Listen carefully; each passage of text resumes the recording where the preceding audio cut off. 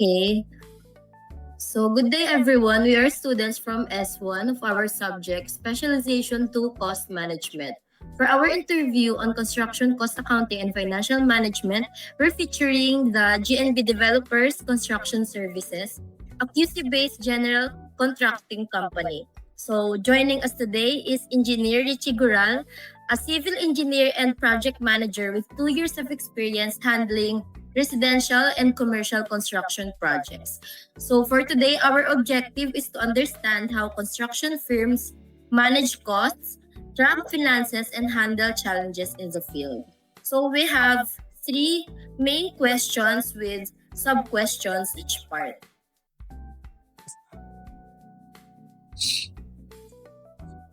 So for the first question, what type of financial records or accounting system does your company use? Um, we actually use manual spreadsheets saka usually puro manual spreadsheets, puro Excel lang. To mas sanay kasi ako doon during nung nag-aaral pa lang ako saka nung sa work. So hindi na ako nag-differ siguro sa future na pagka nag-hire ng other managers. Okay. For the second question, how do you classify and record project cost? Is it direct or indirect?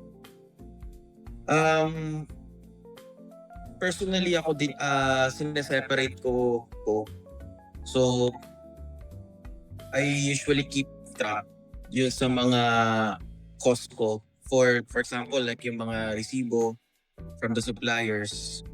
Tapos yung other cost like yung sa labor, salary, mga gas receipts, tapos mga indirect cost yun. Mga cost sa pagpapagawa ng mga equipment, tapos cost sa mga rental rates, yung mga nire-rent ko usually pag kailangan sa site. So lahat yun naka-keep track dun sa spreadsheet. Tapos nilalaban ko na lang yun sa mga billings from the client. Okay. So for the next question, how do you monitor or manage cash flow during a project? Ako usually every day kasi pagka sometimes nagsasabay-sabay kasi yung iba't ibang project. Each project may sariling spreadsheet. Tapos kasi usually araw-araw yung may cost yan sa site eh. For example, yung sa rent, tapos minsan may mga salary na bumabali sila. Usually may mga araw iba-iba silang tao bumabali. So araw-araw kinikip track ko talaga siya, ina-update ko siya pagka may mga lumalabas na cash sa akin or pag nagbabayad sa client. So to keep track of it, dahil manually yung spreadsheet ko, araw-araw siya, iba-iba. From time to time actually. Okay. For the last question under construction cost accounting, how do you handle cost overruns or change orders in accounting systems? Pag may mga usually pag may nabago sa plano namin ni client, for example, nagpabago-bago isip ni client or naisip niya hindi bagay or may naisip siyang mas like for example additional na gawain, usually ginagawa ko yan contract ulit. So ina-estimate ko tapos i-present ko sa kanya yung total cost saka yung total duration na madadagdag. Pipirmahan niya. So pag pirma niya yun, nakalagay yun ulit sa list ko sa spreadsheet na ito yung additional cost para mas makip track ulit. Ganun lang. Good morning, sir. So, for our second category is financial statements and ratios. So, for my first question, what are the main financial statements or reports do you usually prepare? Usually yung mga yung mga contracts. Kasi sa contracts namin may nandun yung total cost, pati yung progressive billing. So kung pumasok na or what, yung mga billing ko sa clients, together with the receipts, resibo, nung lahat, materials from kahit maliit to malaki, yun yung mga nire-ready ko palagi. Tapos, tabulated yun to know the current status, yung financial ledger ko, kung kaya pa ng company or hindi na kumuha ng another projects, mga ganun.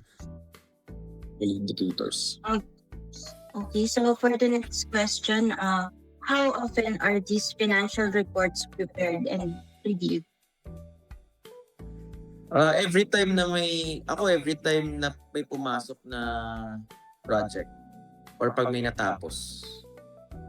So, dun ko siya nire-review. Sometimes monthly or pagka pag na-lost track na ako, dun ko siya laging chinecheck palagi and inaayos. Okay, so for the next question, which financial ratios or indicators do you use to measure the performance? Yung typical lang din. Yung in and outflows ng cash flow. So, doon ko lang chinecheck madalas talaga. Pati yung mga utang, probably mga next expenditures, future expenditures sa project na oversight ko initially. Yun, mga ganun. Okay, for the last question under financial statements and ratios, how do these reports and ratios guide business or project decisions? Usually indicator yan kung una-una kung kumikita yung project or yung company. Tapos, rin siya kumbaga parang safety net din kasi yan to get more projects. Kasi syempre sa construction, cash flow is the king. So parang yun yung ginagamit ko to take more projects or to show sa mga future clients namin na kaya namin i-handle yung mga ipapasok nilang projects sa amin. Yun. Okay, thank you. Okay, for next topic po is about challenges and risk management. These are ano po yung mga financial problems do you frequently encounter, like delayed payments, yung pag-rise ng material cost, ano po yung madalas niyo na-encounter? Usually sa delayed payments, so far lagi ko namang wala pa naman so far sa delayed payments. Siguro slight weeks lang na kaya mo naman abonuhan dahil sa cash flow ng company. Usually yung mga unforeseen events. For example, last year nung tag-ulan dahil mahaba yung bagyo season, habagat season. Nataon sa project ko is finishing na ako sa exterior. So mga painting works and everything, waterproofing. So na-delay siya dahil at the same time paulit-ulit yung apply kasi ang nangyari sa umaga ang araw, taas ng araw. So ang gagawin ko, papapinturahan ko or papa-waterproofing ko sa mga pintor ko. Pagdating ng hapon or ng gabi, hindi pa ganun 100% tuyo. Ang lakas na ng ulan. So kinabukasan nawawash out siya. So yun yung mga usually unforeseen. So malaking cost agad yun kasi may labor cost agad yun plus material. Pati yung rent sa mga sometimes yung mga shoring, sa mga scaffolding and everything. So yun pa lang ang laking ang laking